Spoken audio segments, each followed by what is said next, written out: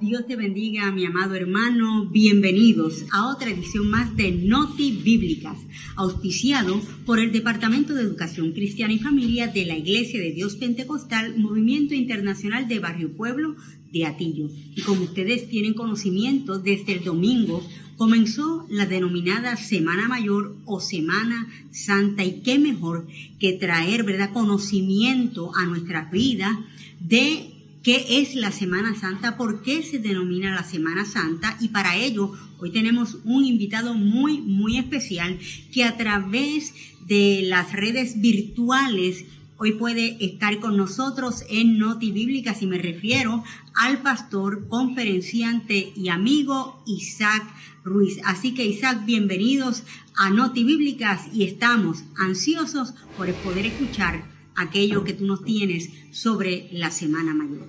Buenas noches y Dios le continúe bendiciendo en este día que ha hecho el Señor.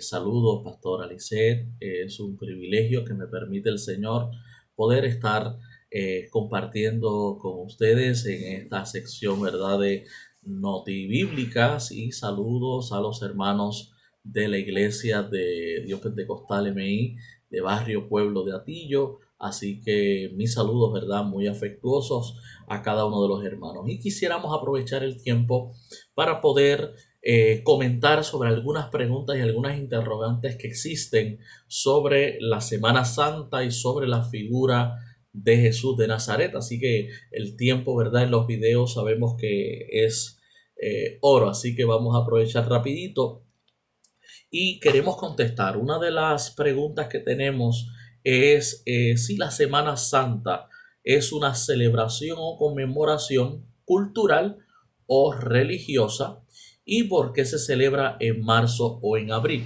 Bien, para poder comprender esto es necesario remontarnos para eso del siglo IV específicamente, para el gobierno del emperador Constantino, que era el emperador que declaró la religión cristiana religión del Estado.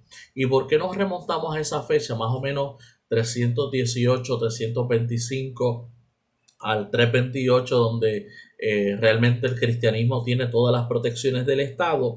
Es porque antes de esa fecha se observaba la fecha en que Cristo murió, pero no se había establecido una semana de observación para, ¿verdad?, como se hace ahora, donde por una semana completa se observa lo que fue la vida, lo que fue la pasión, muerte y resurrección de nuestro Señor Jesús. Entonces, ¿qué sucedió? El Imperio Romano, en este caso Constantino como emperador, sabía que el imperio tenía muchos vestigios de paganismo, ¿verdad? Por ejemplo, uno de los vestigios bien fuertes durante esta fecha es que específicamente cuando comenzaba el equinoccio es esa temporada donde se da el cruce del invierno a la primavera.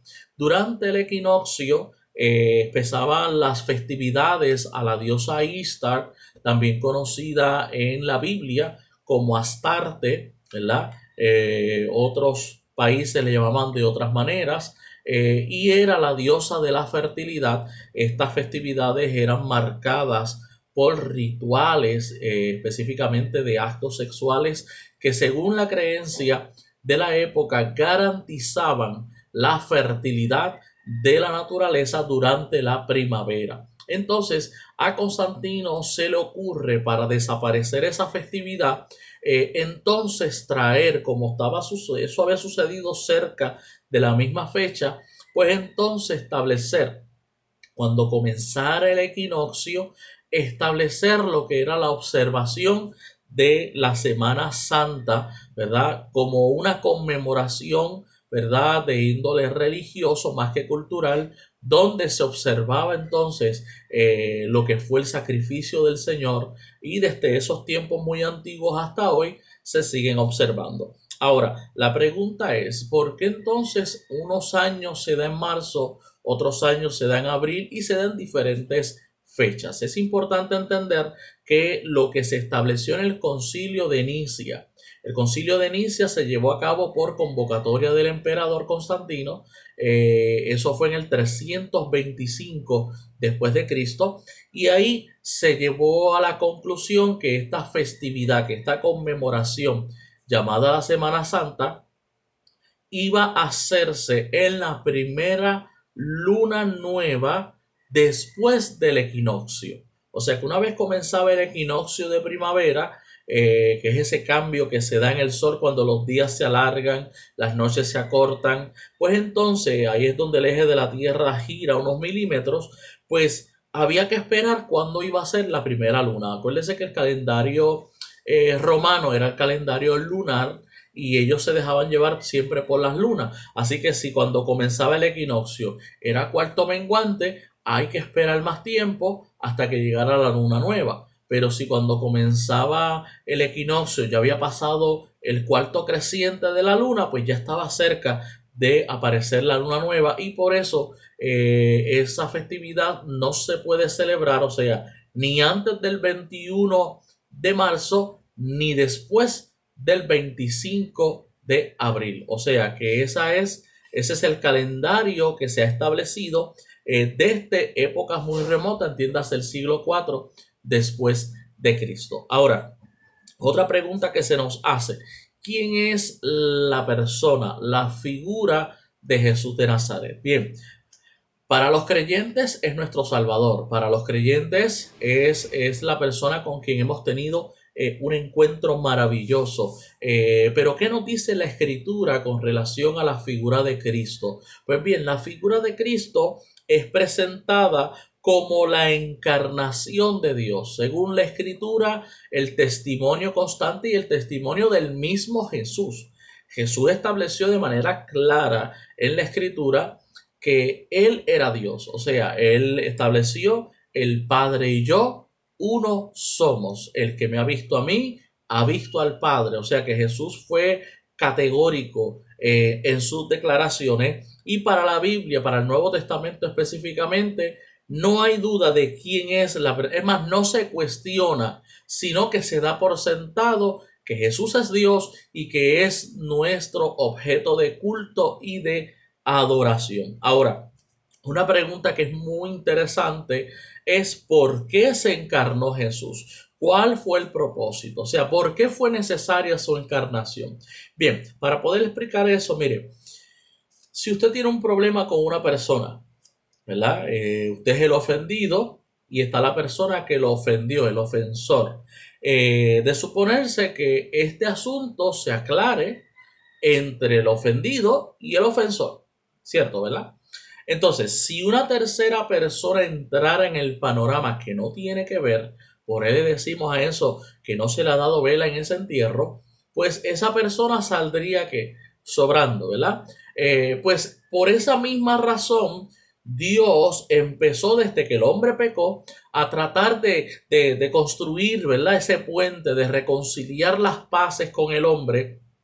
Pero Dios es el ofendido, el hombre es el ofensor, y no hay nada que el hombre pueda darle a Dios que satisfaga las demandas de justicia y la ira de Dios que está reaccionando ante el pecado del hombre. O sea que por esa razón Dios trató de ver de cómo el hombre podía darle algo a Dios, pero el hombre estaba inhabilitado, incapacitado de poder ofrecerle algo a Dios que satisfajera su demanda y su justicia. Entonces, por tal razón, es en la deidad que se da esa conversación interna entre el Dios Trino, el Dios Padre, Hijo, Espíritu Santo, y es la persona del Hijo que dice: envíame a mí, ¿verdad? Envíame y yo voy a ir. ¿Y qué hace Jesús? Jesús viene a la tierra, toma la forma del ofensor, pero con las exigencias y con lo que esperaba el ofendido, que era Dios. Y entonces Jesús toma el lugar de Adán, ¿verdad? Por eso a Jesús se le llama el segundo Adán.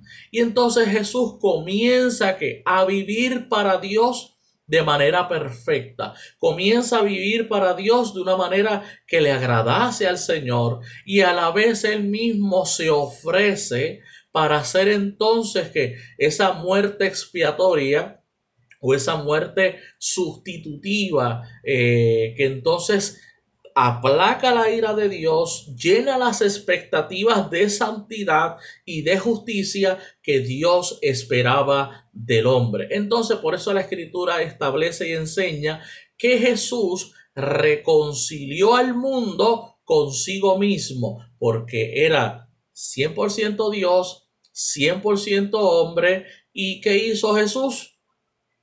Fue el puente que entonces ¿qué? Proveyó salvación y proveyó los métodos, los medios para que el hombre alcanzase la relación con Dios. Bien, y seguimos con las preguntas en esta hora, donde vamos a hablar de lo siguiente, ¿verdad? Una pregunta que se nos hace. ¿Por qué los religiosos de los tiempos de Jesús no pudieron entender o ver quién era Jesús? Y más bien a mí me parece no es que no pudieron ver o entender, sino más bien que no quisieron. No quisieron. Les voy a explicar. Resulta que los sacerdotes, sumo sacerdote, los fariseos, los saduceos, los miembros del Sanedrín, toda la élite que componía el sistema religioso de aquel entonces, construyeron alrededor del templo y de la vida religiosa del pueblo de Israel, construyeron todo un monopolio, construyeron todo un kiosco religioso, por así decir, donde ellos eran los únicos beneficiados. Por ejemplo, cuando usted mira la ley tenía diversos estatutos, la ley era bastante rigurosa, pero los religiosos se encargaron de crear estatutos más fuertes todavía, más severos, pero la diferencia es que ellos lo aplicaban al pueblo, pero asimismo no se lo aplicaban. Por eso un momento dado Jesús le dijo: hagan lo que ellos dicen, pero no hagan lo que ellos hacen. ¿Por qué? Porque los fariseos muy bien manejaban la ley a su gusto y a su conveniencia. En cambio, la figura y la persona de Jesús es una persona confrontativa, es una persona que no viene a pasar paños tibios, e inclusive parte de lo que Jesús enseñó y estableció es que él no había venido a abrogar la ley, sino que él había venido a darle el cumplimiento. Entonces, en las áreas donde ellos flexibilizaban la ley, donde la ley era muy flexible desde su perspectiva, Jesús la hacía que más fuerte. Por eso entonces vemos a un Jesús que les llama a los religiosos sepulcro blanqueado.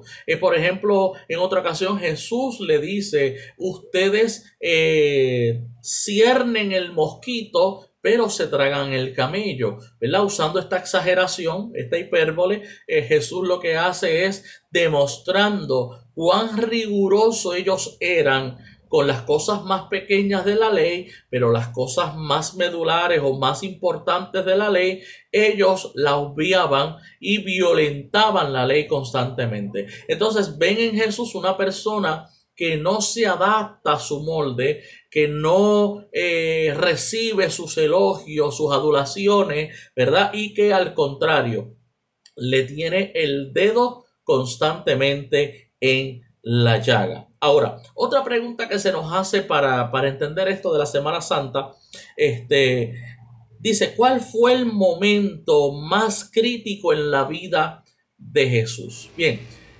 Jesús tuvo diferentes momentos muy emocionales, como fue tal vez el momento en que Lázaro muere, ¿verdad? Tuvo momentos de coraje con los mismos discípulos cuando no podían reprender o sacar el demonio de una niña.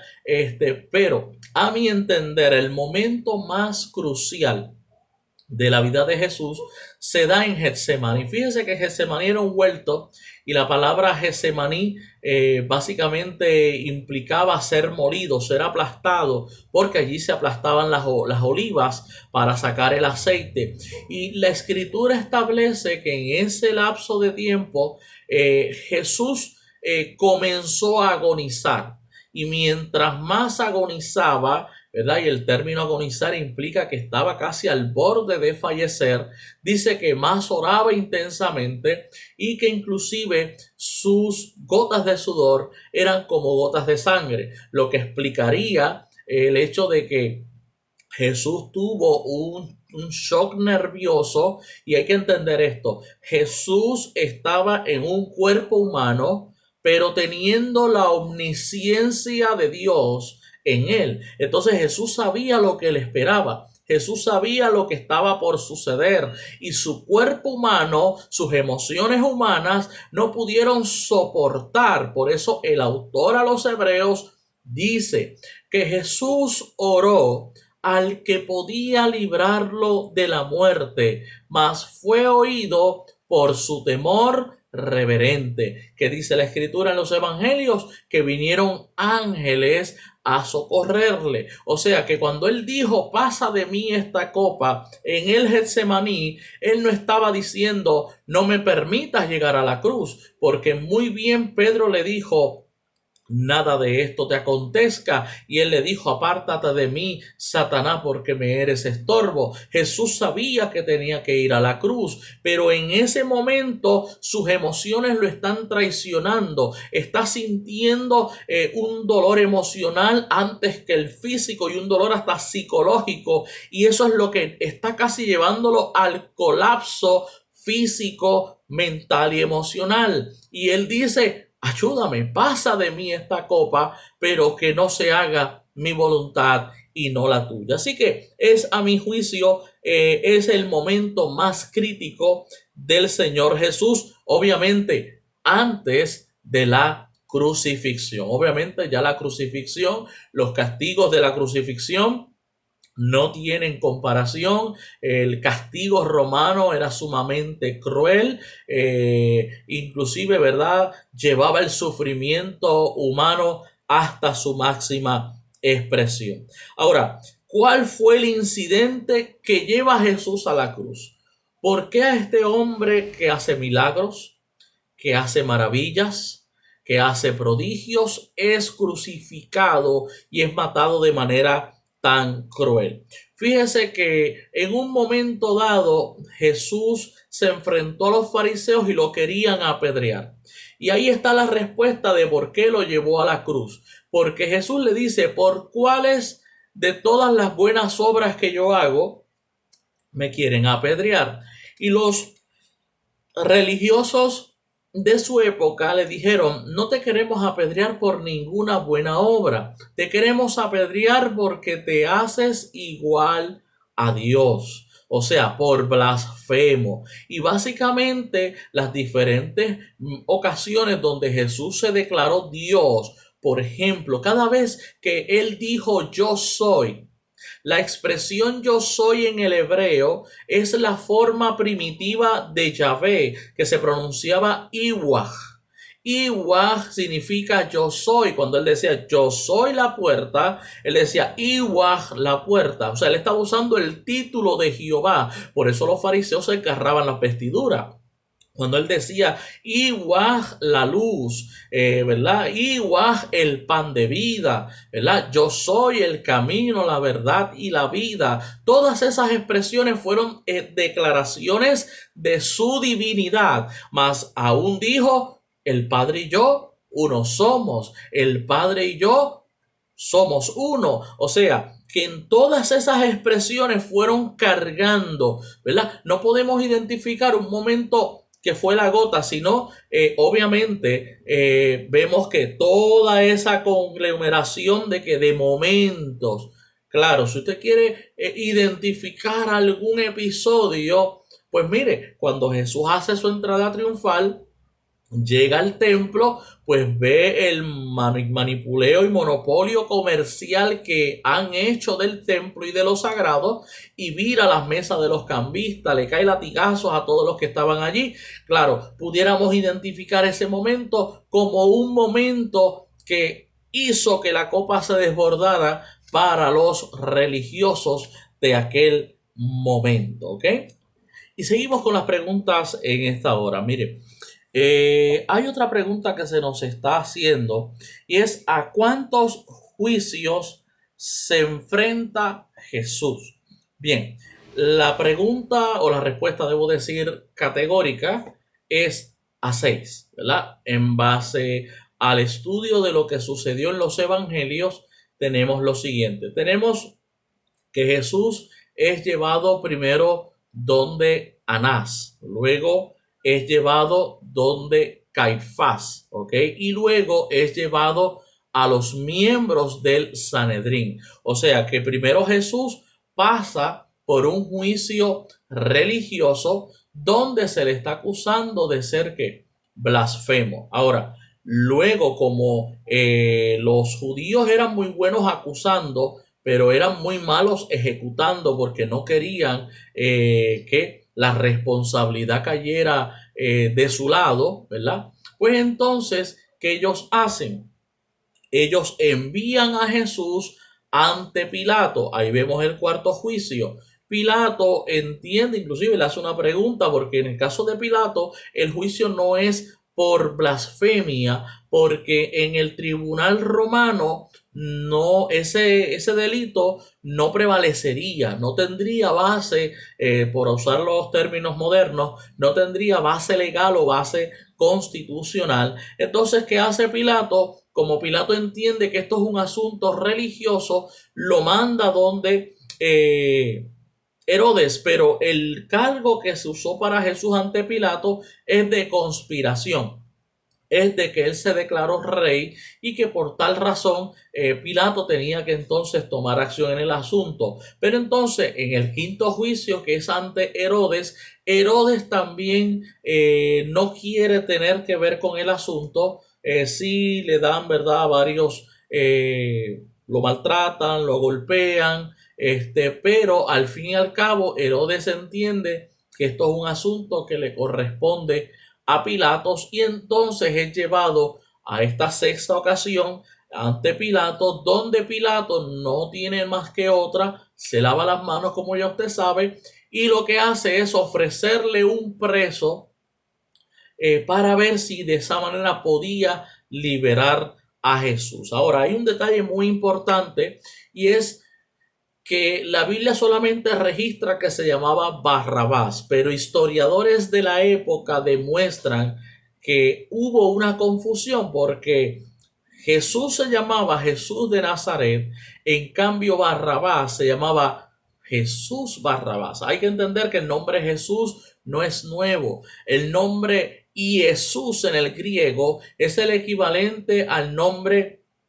Joshua de Joshua, ¿verdad? O de Josué en el hebreo. Así que es básicamente un nombre, es la versión griega del nombre Josué en hebreo. Así que era un nombre muy común, pero ese dato obviamente la Biblia no lo presenta, pero sí historiadores del momento nos lo presentan. Ahora, debido a esto, Poncio Pilato, y es la otra pregunta que nos hacemos, ¿actuó bajo el plan de Dios o del pueblo? Bien, la Biblia enseña algo que se le llama la providencia divina. ¿Y qué es eso de la providencia divina? En la providencia divina a Dios no se le escapa nada. Dios tiene algo que se llama omnisciencia, que es el conocimiento de todas las cosas.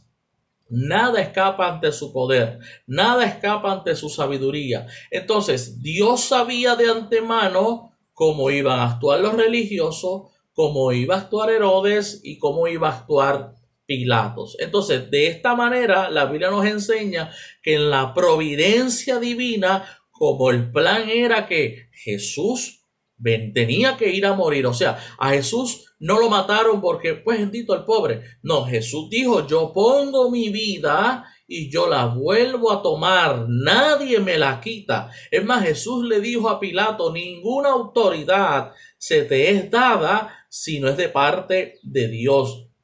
O sea que todo lo que sucedió porque estaba planificado en la eternidad, estaba planificado en Dios. Es más, el apóstol Pedro habla sobre este asunto y dice que este Cristo que fue crucificado, que estaba destinado desde antes de la fundación del mundo para morir por nuestros pecados. Así que tenemos que concluir que todo lo que allí sucedió no fue plan humano, sino que fue el plan divino. ¿Ok?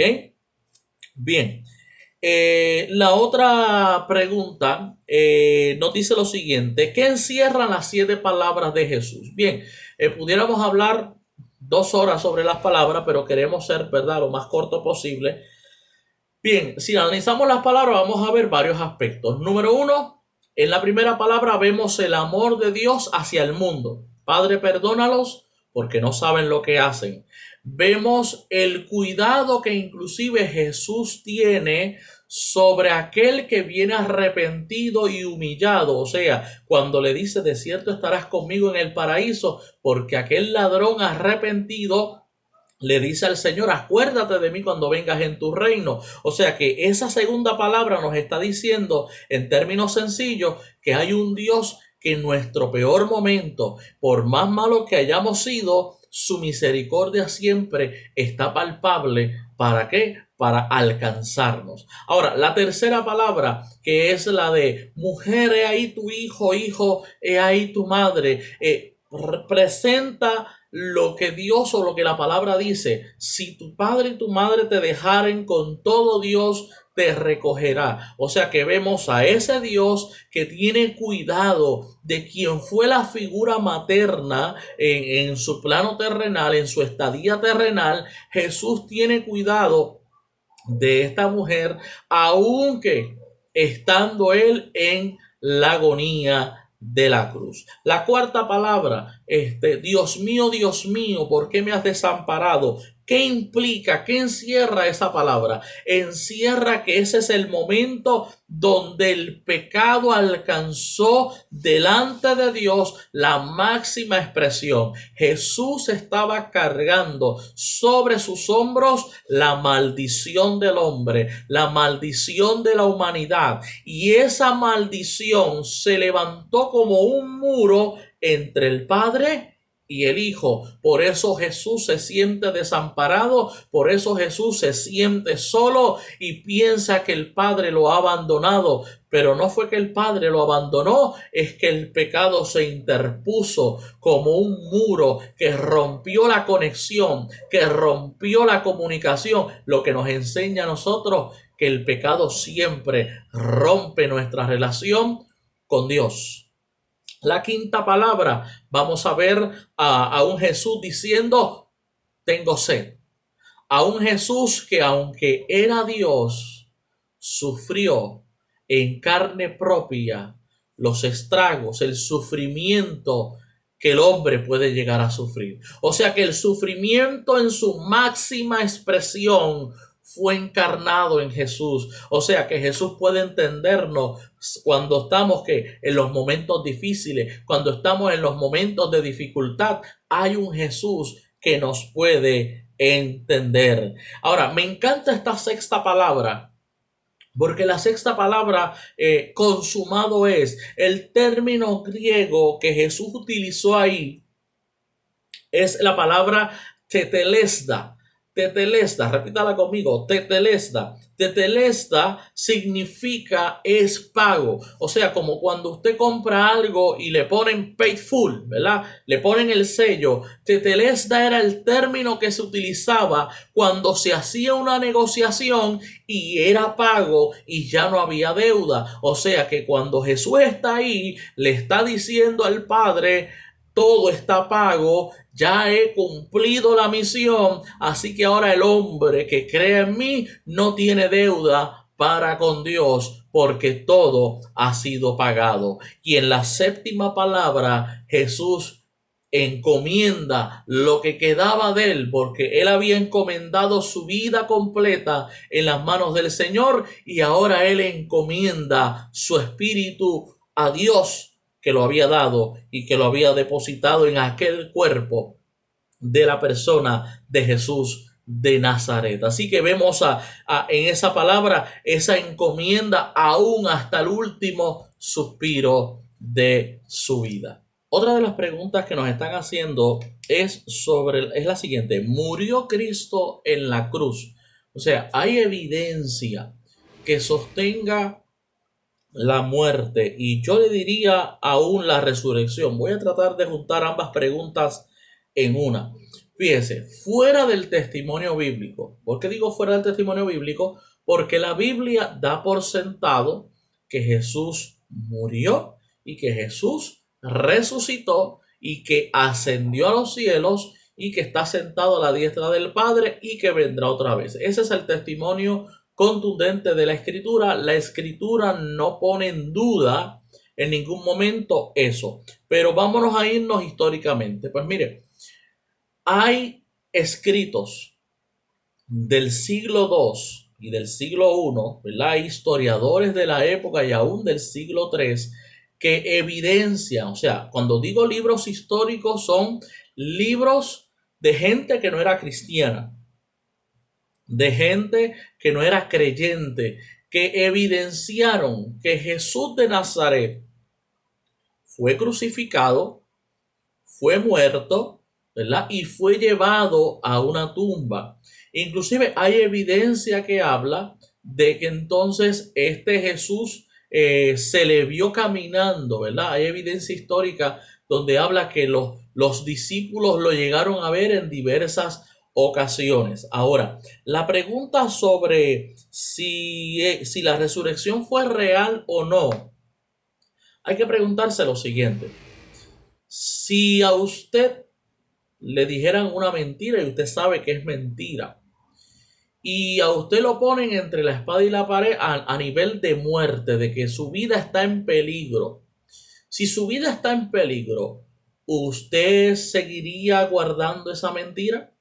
¿Usted seguiría negando lo que usted sabe que no es?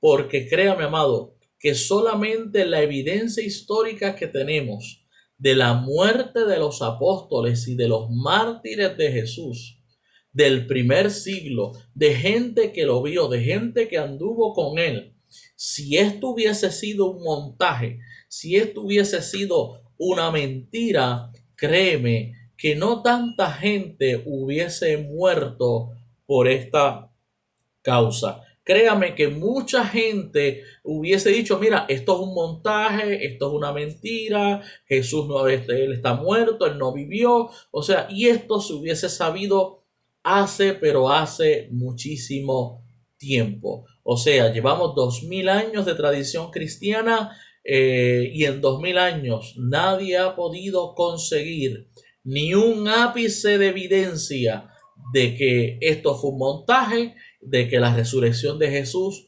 fue una falsa. Al contrario, mientras más lo tratan de negar, más se acercan a que esto fue real, ¿verdad? Y terminan los arqueólogos demostrándonos muchas cosas, ¿verdad?, que la Escritura sostiene. Ahora, otra pregunta que se nos hace es el movimiento cristiano, el movimiento que se basa en lo que estamos observando esta semana, que es la vida de Cristo, su muerte, su resurrección. ¿Es el movimiento cristiano el más grande del mundo en estos momentos? Fíjense cómo le voy a decir. No es el más antiguo, pero sí en estos momentos es el movimiento más grande. Hay 3 religiones monoteístas, como se le conoce, puro monoteísta. ¿Cuáles son esas 3 religiones? Esas 3 religiones son el judaísmo, el islamismo y el cristianismo. De las tres, el cristianismo es quien agrupa mayor cantidad de personas, quien ha hecho un esfuerzo evangelístico insuperable. Ahora, tengo que levantar bandera porque el movimiento islámico está hoy más agresivo que nunca. Y cuando hablo de agresivo, no estoy hablando de violencia física. Estoy hablando de que se han levantado con fuerza, se han levantado con mucho ímpetu para evangelizar, y evangelizan en las cárceles, evangelizan en los lugares donde nadie quiere ir y están ganando muchos adeptos. Claro, todavía no llegan a la magnitud del cristianismo, pero eso no implica que nos durmamos en los laureles y que dejemos que otra religión que a nuestro entender no representa los valores de la palabra, siga ganando terreno abrupto, ¿verdad?, en lo que es la evangelización, ¿verdad?, según su perspectiva y su forma de pensar. Bien, la otra pregunta, y con esta vamos a terminar: ¿qué momento escatológico vive la iglesia en la actualidad? Bien, es importante entender lo siguiente. Desde que Jesús ascendió a los cielos hasta hoy, la iglesia vive lo que se llaman los días postreros o los últimos días, ¿ok? Claro, siempre nos gusta saber, pero ¿cuándo va a ser? Bueno, la Biblia es clara. La Biblia establece que el día ni la hora de su venida nadie lo sabe. Solamente lo sabe el Padre que está en el trono, porque ni los santos ángeles saben ese día y hora. Ahora, sí, la Biblia nos da unos detalles o nos da unos tips, ¿verdad? Porque parte de lo que Apocalipsis enseña es que en los tiempos postreros o en los tiempos de la tribulación se tendrá que un solo gobierno, se tendrá un solo sistema económico y se tendrá un solo sistema religioso. Lo que sí yo le puedo decir, o sea, no me atrevo a decir como hace mucha gente, para tal año es, no soy de los que me aventuro de esa manera, pero sí me atrevo a decirle que estamos viendo cómo las naciones, cómo los presidentes, cómo la gente, la élite del mundo están, ¿verdad?, coaccionándose, se están confabulando es más, están pidiendo, están solicitando un gobierno global y están pidiendo que venga un hombre que resuelva todos los conflictos del planeta Tierra. Y hay muchos tratados de paz. Y Jesús fue enfático: cuando digan paz y seguridad, vendrá destrucción repentina. Así que vemos esos esfuerzos que se están haciendo a nivel global de firmar tratados de paz. Todo eso nos muestra que estamos mucho más cerca que ayer. Pero entendamos que la venida del Señor es inminente. La Biblia nos enseña que a la hora que nadie piensa, en un abrir y cerrar de ojos, como ladrón en la noche, vendrá el Señor, a la hora que nadie lo espere. Así que es importante, iglesia y amado que me escucha, que vivamos para el Señor listos como si Él fuera a venir hoy, pero trabajemos como si Él tardara 1000 años más. Mientras el día dura, hay que seguir predicando, hay que seguir presentando el evangelio del Señor, pero sabemos que en cualquier momento puede sonar el toque inminente de la trompeta. Así que espero, amados, haber podido contestar, ¿verdad?, y haber satisfecho, ¿verdad?, las dudas que cada uno de ustedes hayan podido tener, que esto haya sido de edificación para sus vidas. Quiero agradecer a la pastora Alice Portalatín, a su amada iglesia, a todos los hermanos por este espacio. Así que sigamos hacia adelante en el nombre del Señor y nos despedimos de este espacio de Notibíblicas. Así que sigamos orando en lo que dura esta emergencia y toda esta situación. Sigamos buscando del Señor, porque sabemos que después de esto vendrá un avivamiento poderoso como nunca lo hemos visto en nuestra historia. Así que paz y bendiciones del Señor sobre su vida y hacia adelante en el Señor. Dios me les bendiga a todos. Gracias, Isaac, por tan preciosa enseñanza. Realmente agradecemos el que hayas accedido a estar con nosotros en Noti Bíblica. Así que, amado amigo, amado hermano, yo espero que como a mí me bendijo, pueda bendecir también tu vida y hayas adquirido conocimiento. Así que nos veremos hasta otra próxima edición de Noti Bíblica. Dios te bendiga y recuerda que Cristo te ama.